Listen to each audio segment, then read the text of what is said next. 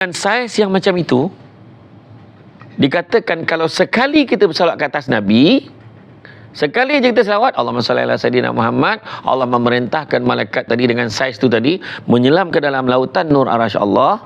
Kemudian bila dia keluar balik, dia timbul, dia kibaskan sayap dia, tertitislah satu titisan pada setiap bulu yang banyak tadi, yang menyamai jumlah makhluk tadi. Setiap satu titisan itu, itulah jumlahnya. Setiap malaikat mendoakan keselamatan dan kesejahteraan kita dan keampunan kita sampai hari akhirat. Sekali selawat tau, itu jumlah dia malaikat mendoakan keampunan dan kesejahteraan kita. Jadi betul tak disebut al-bakhil? Apa maksud bakhil? Pandai bahasa Arab lah orang sini. Ya Allah, belajar kat mana? Belajar dengan Ustaz Piramli dalam kitab Haji Bakhil kan. Tak, al-bakhilu allazi zukirtu indahu falam salli alaih. Nabi kata orang yang paling kedekut adalah orang yang bila dia sebut nama aku, dia tak berselawat. Bayangkan, kita dengar nama Muhammad, terus je sallallahu alaihi wasallam. Rasulullah sallallahu alaihi wasallam. Dengar Muhammad sallallahu alaihi wasallam. Tapi ingat, hanya untuk Nabi saja. Kalau nama suami kita Muhammad, isteri pada dapur panggil Bang Muhammad sallallahu alaihi wasallam, jangan. Hanya untuk Nabi saja. Faham? Ini buku kata, ini lurus buku kata. Jadi selawat banyak-banyak untuk Nabi. Nak bagi Nabi kenal kita, kena selawat. Ada seorang lelaki ni, ketika zaman sahabat, dia bermimpi bertemu dengan Nabi. Dia pandang Nabi, tapi Nabi memalingkan wajahnya. Kenapa wahai Rasulullah? Kau marah aku ke? Tak, aku tak marah kau. Tapi aku tak kenal kau siapa.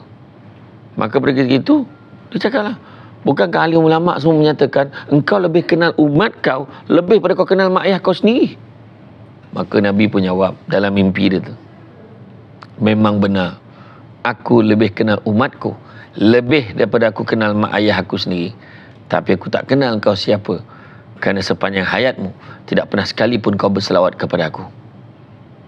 Terjaga dia daripada tidur, dia menangis. Semenjak pada itu dia mewajibkan diri dia berselawat ke atas Nabi tak kurang 50 kali sehari. Selang beberapa minggu dia mimpi bertemu dengan Nabi. Nabi sebut, sesungguhnya kali ini aku sudah kenal akan engkau. Nampak? Jadi itu sebabnya kalau kita tengok kan, penting selawat ni. Tu bila orang tengok kan perarakan Maulid Rasul lah, apalah. Sebenarnya tu sebabnya. Kalau kita tak sebab ceramah ni, kita tak buat ceramah Maulid Rasul ni, belum tentu lagi kita akan ada rasa macam tu. Nampak tak? Kita ni nak semarakkan. Kita nak semarakkan perasaan tu. Tu sebabnya kalau buat ceramah Maulid ni macam mana, ada ceramah Maulid ni tak payah buat lah. Ada orang yang lahir salah bulan ni, dia cakap macam tu lah. Kan? Ada geng-geng tu lah. Dia tak bagi buat ceramah Maulid, tak boleh selawat ramai-ramai, tak boleh pergi berarak ramai-ramai tu, tak boleh. Yang dekat dataran mereka tu berarak, selawat pada Rasul, bawa Rasulullah kekasih kami lah, apa semua. Tak, dia bukan isu apa. Sebenarnya nak berselawat ke atas Nabi tu. Nabi sebut kot, orang yang paling baik di sisiku pada hari kiamat kelak adalah orang yang banyak selawat kepada aku. Selawat apa banyak? Itu yang pertama. Dan yang kedua, password yang kedua. Nak bagi, kita sama sampai ke apa sebenarnya? 11.30 je lah. Tak cukup lah. Yang kena panggil lagi lah. Jadi password yang kedua adalah Nabi, nak bagi Nabi kenal kita adalah buat apa yang Nabi suka, tinggalkan apa yang Nabi tak suka. Dalam erti kata lain, hidupkan sunnah Nabi.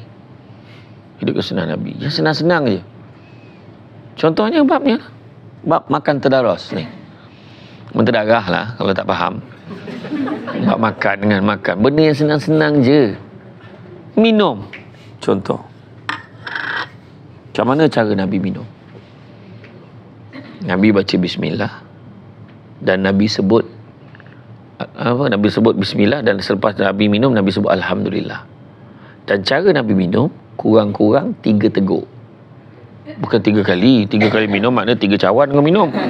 Boleh minum, tapi 3 teguk. Contoh, ni saya bukan nak minum sangat, saya nak bagi faham. Ya. Bismillahirrahmanirrahim. Kita minum.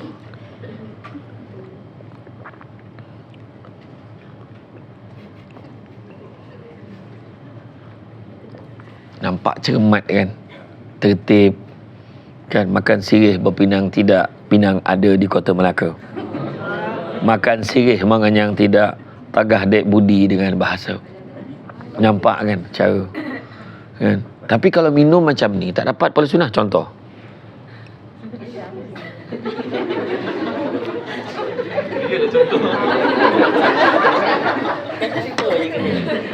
macam tu kan. Tu tak dapat pahala sunnah, tapi puas lah hati dan minum kan.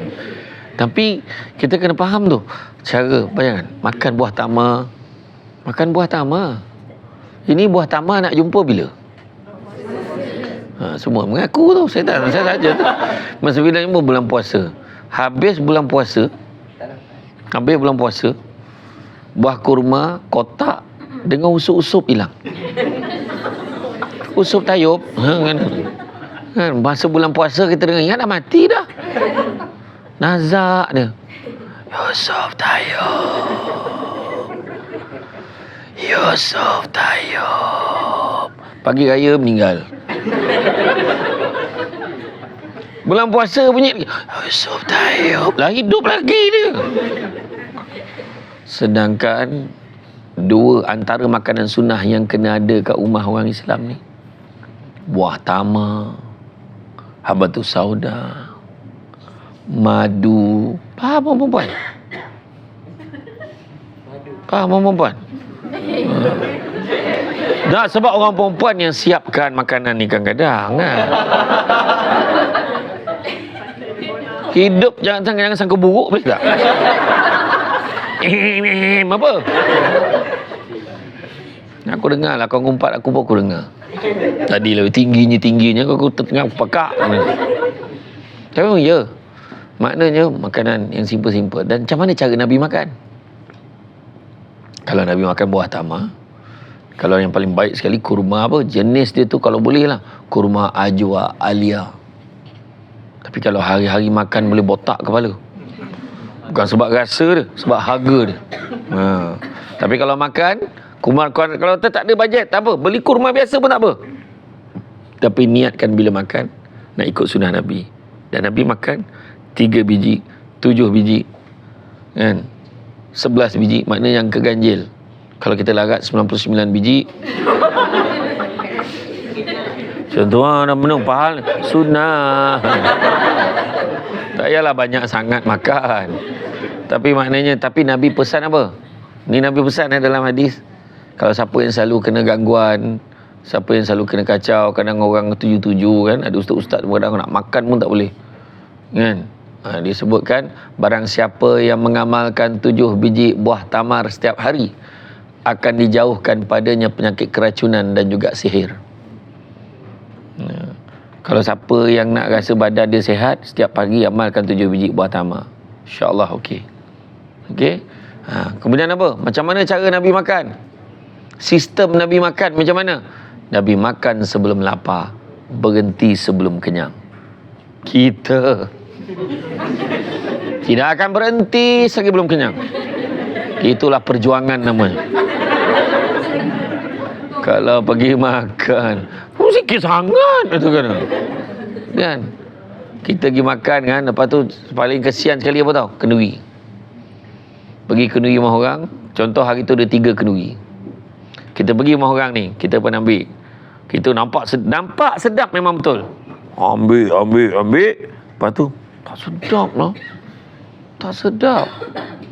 Lepas tu kita tak makan ataupun tak habis, buang, bazir. Itu bukan sunnah Nabi. Lepas tu belum cerita lagi, di sebelah petang balik ke rumah, buat analisa perbandingan. Dalam 3 rumah kita pergi tadi, yang paling sedap rumah tu kan. Rumah tu tadi dia cater mana dia ambil tu contoh. Okey. Apa masalahnya kat situ? Pertama, Nabi kalau ambil, Nabi ambil sikit. Kalau kita rasa sedap, kita boleh ambil lagi.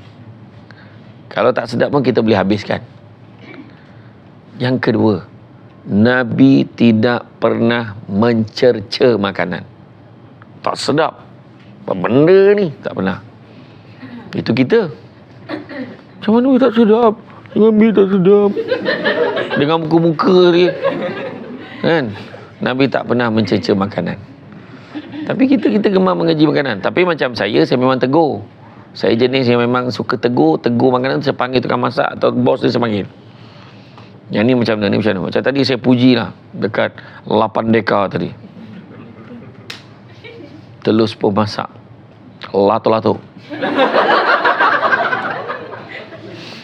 Sedap. Saya tak suka. Kadang-kadang bila makan kat kedai restoran ada setengah lah, bukan semua restoran mak ni. Kadang-kadang dia tak masak, dia macam cair sangat putih lagi. Macam boleh ada potensi jadi anak ayam lagi lah. Kan boleh lah tiba-tiba keluar dia jalan. Nah, tapi memang betul. Memang sedap tadi. Dia punya lauk sedap. Tapi saya tak makan apa. Saya tengah on diet ni kan. So tak makan sangat lah. Kena kontrol kan. Kalau maklum lah. Dah mula rasa tua. Kan. Kan overnya lah. Dia kena over baru dia jadi. Jadi betul. Jadi mak dia kata Nabi tak macam tu. Nabi tak mencerca, Nabi tak mengeji makanan. Dan kalau saya tegur tu, saya cakap boleh tak ni? Jadi macam ni. Ada sekali saya makan char kway teow kan. Saya panggil tokek dia, bang, char kway teow ni maksud dia kway teow goreng basah. Tapi tak ada sampai berenang kway teow ni.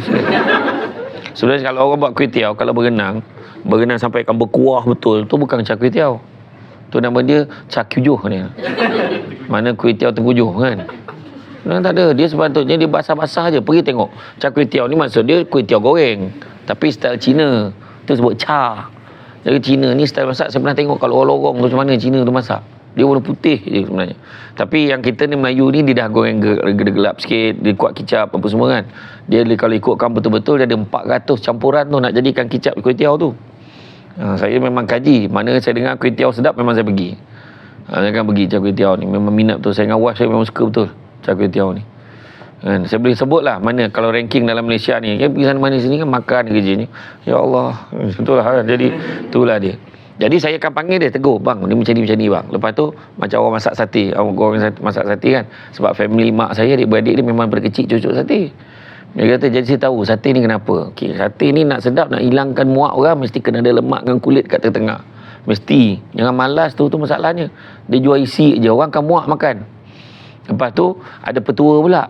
Kalau kita masak kuah kacang tu kan timbul taik minyak dia tu, cedok taik minyak dia tu letak dalam bekas. Jadi bila bakar sate tu, cecahkan tu dekat sate tu. Barulah dia akan ngam kuah tu dengan sate. Contoh, benda tu ilmu. Saya akan beritahu. Kalau sate kau ni nak sedap lagi tak kau buat macam ni. Saya akan beritahu. Itu bukan keji, itu menegur bagi tahu suruh dia improve. Itu tak ada masalah. Kan? Jadi itulah antaranya Nabi tak mengeji makanan. Kan? Lagi satu lagi, apa lagi yang Nabi buat? Nabi senyum. Kita senyum lah. Jumpakan kawan senyum. Kat mesin pancikap boleh nampak lah pagi muka masing-masing lah. Pagi Jumaat kau tengok. Pagi Jumaat dekat mesin pancikap kau tengok. Kalau senyum, okey tu. Kan? Yang faham lah kan. Yang tak faham, sudahlah. Pagi Assalamualaikum, salam. Mana okey kan? Tapi kalau pagi Jumaat, salam, mana ada hal. Malam tadi tak settle tu. Contohlah, yang faham lah kan. Ada yang masih confused ke saat ini, saya tak dapat tolong macam tu. Jadi mana kata senyum ni awet apa kata? Awet muda. Kenapa Sebab menurut kajian sains, senyum ni bila kita senyum, kita hanya menggerakkan 17 otot muka. Sebenarnya kalau orang yang selalu tersenyum, kurang risiko untuk dapat stroke, mild stroke dekat muka yang sengit tu kan, yang ada band palsy tu kurang. Kalau selalu masam tu dia mudah kena stroke sebab memang dah tak bergerak dah dia punya otot tu. Tapi kalau berkerut pula, kita menggerakkan 43 otot muka tu sebab berkedut, bergaris, nampak tua daripada orang lain. Bos kita pahal lah, dia tu penyakit apa? Nak mati je, langsung tak boleh senyum. Contohlah kan. Tapi bukan kat sini lah, di tempat lain. Ini UAM cawangan Timbuktu Burkina Faso. Macam itulah kan. Jadi itulah dia kan. Jadi kalau kita tengok apa lagi, dari segi senyum ni, contoh pernah ditarikkan kain ridak Nabi tu. Dan kebetulan kain ridak ni buat daripada benang Najran, benang yang kasar. Barat Badui ni tarik, bertanda ni, merah ni. Nabi senyum je. Nabi kata, ambil lah. Nabi kata, sabar Nabi.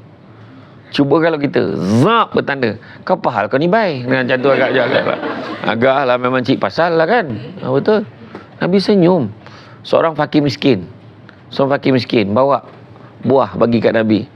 Ya Rasulullah, sudilah terima buah daripada aku ni. Nabi pun baca Bismillahirrahmanirrahim. Nabi makan. Kau suka ke Rasulullah? Nabi makan lagi. Kau suka Rasulullah? Makan sampai habis. Dekat-dekat dengan Nabi makan tu, ada sahabat, beberapa orang sahabat nampak. Biasa Nabi diajak kita, hari ni tak diajak ni gitu. Sampai hati Nabi, sampai habis, fakir ni pun berlalu. Gembiralah hati dia, heboh di situ semua. Rasulullah makan, buah yang aku bagi tu habis. Sahabat tadi pun rapat kat Nabi. Ya Rasulullah, sampai hati kau tak ajak kita makan. Biasa kau ajak kita orang. Nabi pun jawab, ketahuilah sahabatku, sesungguhnya buah tadi tu masam. Nabi kata, aku bimbang kalau aku ajak kamu, kamu tak dapat jaga mulut kamu. Terlepas nanti, masamlah buah ni. Nabi tak nak dia sebut macam tu. Dan yang kedua Nabi kata, sesungguhnya aku tak sanggup melihat sahabat aku makan buah-buahan yang masam. Dalam satu perbuatan, Nabi senyum. Nabi jaga dua pihak sebenarnya. Nampak? Tu Nabi. Isteri Nabi masakan tiba-tiba masin. Dia bagi, ya Humairah, wahai pipi kemerah-merahan. Tengok Nabi panggil, nama manja.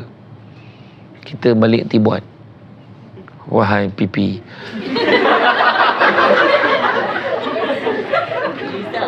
Tak apa pipi kau ni, aku pun tak tahulah. Dia pun tak sure colour apa. Nak kata berbelang, nak kata apa, tak tahulah. Kan? Sini maknanya panggil nama manja. Isteri Nabi panggil apa? Ada apa ya Rasulullah? Panggil pangkat Nabi tau. Jadi kita panggil lah pangkat suami, jangan pangkat kerja dia. Ada apa wahai suamiku? Macam tu. Ini, ada apa wahai operator pengeluaran? Bukan. Tu kau cik pasal namanya.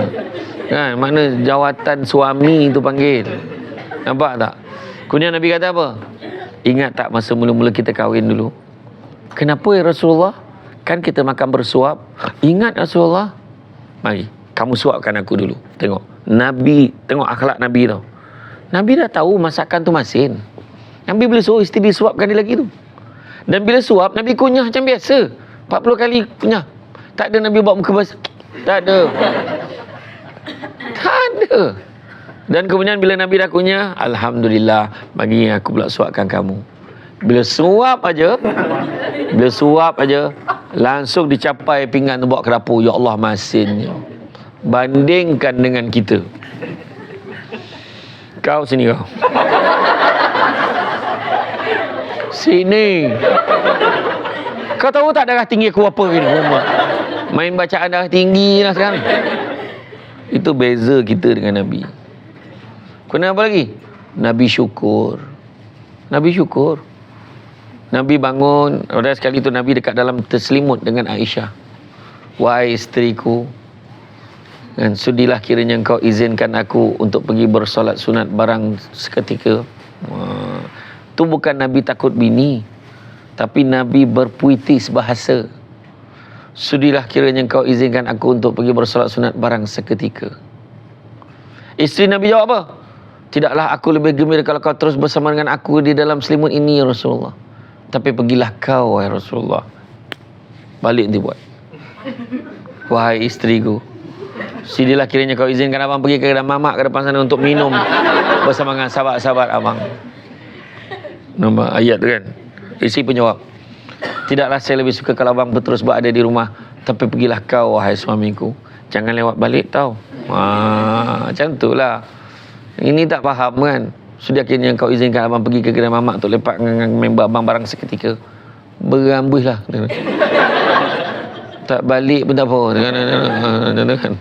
Janganlah macam tu kan. Tapi Nabi keluar, Nabi pergi ambil wuduk, terdengar bunyi macam air menggelegak. Bunyi apa? Bunyi Nabi menangis ambil wuduk. Nabi solat pun Nabi nangis. Nabi sujud Nabi nangis. Nabi bagi salam Nabi nangis. Isteri Nabi tanya, kenapa kau menangis Rasulullah? Bukankah kau tidak ada dosa? Maka Nabi jawab, maka salahkah aku menangis? Sebagai tanda syukurku. Syukur dengan nikmat aku tidak berdosa yang Tuhan kurniakan kepada aku. Pada satu hari itu Nabi rasa lapar. Lapar sangat. Nabi keluar cari makan. Tersempak dengan Sayyidina Abu Bakar. Wahai Abu Bakar, kau kenapa? Aku lapar Rasulullah. Samalah dengan aku lapar. Mari kita jalan. Jalan-jalan tersempak pula dengan Sayyidina Umar. Kau kenapa Umar? Aku lapar Rasulullah. Marilah, kami pun lapar ni. Berjalanlah ketiga-tiga pemimpin hebat ni. Jalan-jalan cari makan. Sampailah ke rumah seorang sahabat nama dia Abu Ayyub Al-Ansari. Abu Ayyub Al-Ansari ni, kalau kita pergi, siapa dah pergi umrah? Umrah kan? Kalau perasan kita masuk pintu Masjid Nabawi tu, kan, Masjid Babu Salam tu, masuk pintu tu, dekat luar pintu tu, dekat luar, bangunan luar tu, ada macam satu tembok dekat tu, dia ada bumbung, ada tembok saja. Tembok tu sebenarnya adalah tapak rumah Abu Ayyub Al-Ansari. Tapi tak ada letakkan label, sebab ada orang daripada negara tertentu, dia bukan boleh dengar macam tu, dia sembah-sembahnya benda tu kan. Jadi rumah Abu Ayyub Al-Ansari, dan Abu Ayyub Al-Ansari sekarang ni, kalau ikutkan, bukan sekarang lah, maksudnya dia pusara dia sekarang ni berada di mana? Di Turki. InsyaAllah kalau bulan 2 tahun depan, siapa nak pergi dengan Syamsul Urbad, kembara bersama dengan Syamsul Urbad ke Kapadokia, Turki pada bulan 2 tahun depan. Ni kan promote lebih kurang macam tu. Jadi bila sampai ke rumah Abu Ayyub Al-Ansari, dia bagi salam, apakah gerangannya ketiga-tiga pemimpin hebat ni datang ke rumah aku? Maka Nabi jawab, sungguhnya kami lapar, ada tak makanan di rumah kamu? Kemudian jawab Abu Ayyub Al-Ansari, yang ada cuma buah tamar dan air masak ya Rasulullah. Alhamdulillah. Nabi pun ambil buah tamar, bismillahirrahmanirrahim, Nabi makan dan Nabi minum. Bila Nabi minum, dah susah tu Nabi jawab alhamdulillah, dan Nabi sebut apa? Wa amma bi ni'mati rabbika fahaddis. Setiap nikmat Tuhanmu hendaklah kamu sebutkan. Alhamdulillah dapat tengok Syamsul Urbad depan-depan. Macam mana record tadi? Alhamdulillah, ada tu dah siap update dah dekat dalam ni. Alhamdulillah dapat tengok Syamsul Urbad. Kau ada? Macam tu kan. Lepas tu ada orang komen bawah tu, untunglah. Kan? Yang seorang tu pula, time aku cuti lah dia datang. Seorang tu pula kan. Kan? Contohlah macam-macam lah. Kan? Jadi, makna kita kena sebut, Alhamdulillah anak dapat masuk universiti. Alhamdulillah aku dapat turunkan berat badan aku. Alhamdulillah dapat makan. Alhamdulillah. Macam-macam kita kena sebut. Nikmat Tuhan kita kena sebut. Tu caranya. Nabi kalau kita tengok dalam bab ni, Nabi syukur. Begitu juga Nabi ni sabar. Kita ikutlah Nabi, sabar banyak-banyak. Kan? Nabi ni diuji dengan macam-macam. So kita pun kenalah sabar. Kan? Sabar. Kadang ada ayat orang sebut, sedangkan Nabi pun ampunkan umat ini, kan pula kita. Kemudian adalah ayat orang Malaysia ni sebut, itu Nabi. Aku ni bukan Nabi. Untuk makluman semua, Nabi dengar apa yang kita sebut. Dan apa yang kita sebut ni, aku bukan Nabi. Nabi akan kecil hati. Sedangkan disebutkan, laqad kana lakum fi rasulillahi uswatun hasanah liman kana yarjullaha wal yawmal akhir wa zakarullaha katsira. Sesungguhnya pada diri Rasulullah tak ada satu contoh ikutan terbaik. Terbaik, dia bukan bajet-bajet baik, bukannya macam baik. Contoh ikutan terbaik. Siapa nakkan rahmat Allah, nakkan hari akhirat, maka ingatlah Allah banyak-banyak. Maknanya dah terbaik, kena ikut. Sabar. Aku tak dapat, maafkan dia. Minta maaf, biar dia melutut jumpa aku akhirat besok. Akan main lagi confident. Biar dia melutut minta maaf dengan aku akhirat besok, dia cakap. Tiba-tiba kan, siapa nama pun? Nurin, masuklah kau ke dalam syurga. Nurin pun nak masuk. Nanti dulu, satu malaikat tahan. Kenapa pula? Dulu kau pernah sebut, biar orang tu mengangkat minta maaf dengan kau kan. Aku tunggu sini. Allah, tak boleh masuk pula, kena tunggu. Yang kita sebut tu pula kebetulan kena seksa 1000 tahun. Ya Allah, lamanya lagi. Ya Allah, lamanya. Siapa suruh? Tu sebab minta maaf dan memaafkan nampak berat tapi mulia di sisi Allah. Nampak tak? Tu sebab kita kena buat. Nabi pun maafkan umat dia. Ampunkan umat. Kita ni semua tak lari daripada buat salah. Betul tak? Suami tak lari daripada buat salah. Jangan hukum dia sepanjang hayat dia. Faham? Tiba-tiba dia terjatuh cinta. Dengarlah. Aku tak habis cerita lagi. Lepas tu dia terus cepat-cepat mengaku salah. Oh, abang silap. Tak apalah bang, jangan ulang lagi. Dia tahu. Tapi masalahnya jangan ulang tu. Orang perempuan akan ulang cerita tu. Abang jangan lupa tau. Abang jangan lupa tau. Abang ingat tak? Dulu pada tahun 1993. Ya Allah, lamanya nak ingat. Ya Allah. Faham? Segemuk-gemuk ikan tentu ada tulangnya. Sekurus-kurus ikan tentu ada isinya. Sebaik-baik manusia tentu ada kekurangannya. Seteruk-teruk manusia tentu ada baiknya. Terserahlah kat kita. Kita nak tengok kebaikan orang, nak tengok keburukannya. Kadang-kadang disebabkan emosi, kita hukum orang seolah-olah tak ada kebaikan langsung orang tu. Macam tu juga orang perempuan tersilap, contohnya mungkin. Tapi suami menghukum isteri macam sejahat-jahat pun perempuan. Sedangkan perempuan pun ada hati dan perasaan. Deep pula hari ni. Macam tu lah. Memang iyalah. Sebab suami isteri ni memang akan diuji. So kena kuat. Kena kuat. Balik pada basic. Macam tu lah. Jadi macam tu lah. Jangan cari salah orang. Tak ada yang sempurna. Maafkanlah. Ingat tak kisah yang seorang lelaki masuk ke dalam Masjid Nabawi? Nabi sebut dengan para sahabat, nampak tak lelaki itu? Semua sahabat tengok. Sesungguhnya lelaki itu adalah ahli syurga. Bila sebut macam tu, hari kedua pula tersempat kat lelaki yang sama kat tempat lain. Lelaki ni ahli syurga, Nabi kata. Tersempat tempat lain, lelaki ni ahli syurga. Sahabat semua, apa hal pula dia ni boleh jadi ahli syurga? Apa yang hebat dia ni? Jadi sahabat-sahabat ni pergi ke rumah dia. Boleh tak kami nak tumpang dekat rumah kamu? Boleh, tak ada masalah. Kan baik? Boleh, tak ada masalah. Setiap malam tak jadi kerja, mengintai tengok dia kawan tu buat apa. Apa amalan dia sampai dia ahli syurga. Tengok macam biasa, makan macam biasa, tidur macam biasa. Solat macam biasa. Mengaji macam biasa, tak adalah terlebih-lebih sangat pun. Akhirnya lepas 3 hari dia orang tak jumpa jawapan. Jadi dia tanya, sebenarnya kami mengaku kami sebenarnya nak mengintai kamu. Lah kenapa pula?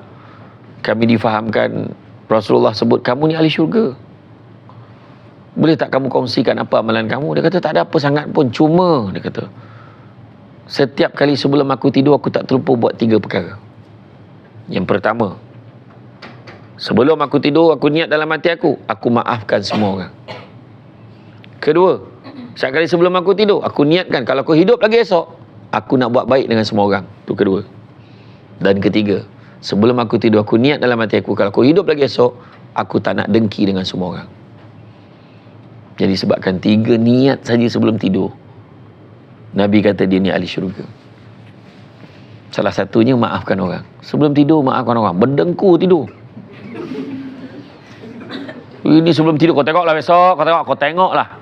Kau tengok apa aku buat dengan dia besok. Siap nyawa dia. Besok pagi mati. Tak sempat maafkan orang, tak sempat minta maaf. Jadi itu dia. Kemudian apa? Apa lagi sunnah Nabi? Sunnah Nabi suruhnya adalah sedekah. Bantu orang, tolong orang. Sedekah. Tak sikit banyak, tak banyak sikit bagi. Siapa yang ada masalah keuangan sekarang, tengah masalah, tak tahu kenapa duit aku tak cukup, ada masalah, ni saya beritahu, Nabi dah bagi formula. Siapa nak dimurahkan rezekinya, dengar cakap saya betul-betul, kena yakin. Nabi bagi tahu siapa nak dimurahkan rezekinya, jangan tinggalkan 2 amalan ni. Pertama, jangan tinggal solat sunat 2 rakaat sebelum subuh. Dan yang kedua, jangan tinggalkan sedekah subuh. Sekarang tak susah sedekah online-nya. Sebelum subuh snap Bank Islam, mobile account 050102038212. Nama masjid Syamsul Amri Ismail. Tu akaun aku tu. Kemudian lepas tu description. Kan ada description kan? Doakan saya kaya. Amount RM1. Itu tak tahan tu. Tangan amount ni RM1 kan. Tak apalah, tapi buat waktu subuh. Tengok berubah hidup kita. InsyaAllah. Amalkan sunnah Nabi. Banyak lagi. Dan saya sebut di awal tadi, Nabi sayangkan kita. Sikit lagi saya faham. Cara semua berdiri tu macam saya faham lah. Cara renungan tepat tu pandang tu saya faham. Sikit je lagi. 3 tanda Nabi. Antara tanda Nabi sayangkan kita. Pertama, Nabi minta umur umat aku janganlah panjang-panjang ya Allah. Umur umat aku ni jangan panjang. Biasanya umur umat Nabi Muhammad ni akhirnya dalam 60 tahun je. Kat Malaysia je tengok 60 tahun. Kebanyakan. Kan, kalau 70 tahun bonus, 80 tahun ekstra, 90 tahun gagal vaganza. Kan? Kan betul tak? Kita sebab apa? Supaya kita sedar